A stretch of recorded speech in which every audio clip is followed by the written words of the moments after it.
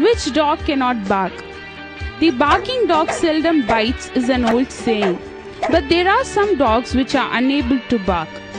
The dog family belongs to a large group of mammals called the carnivorous, which means flesh eaters. They have strong jaws and sharp teeth for killing and tearing the flesh from their prey. These dogs make a roaring bark which is quite a nuisance. The dingo is one of the few dogs in the world that cannot bark.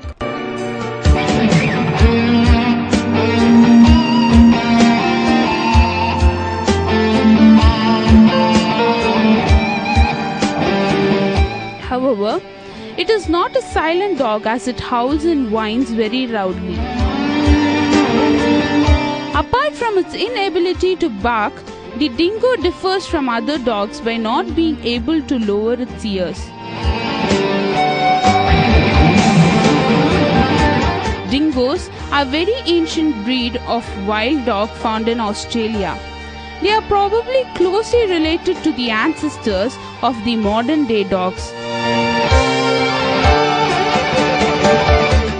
and must have arrived in Australia with the first Aborigines to settle there from Asia.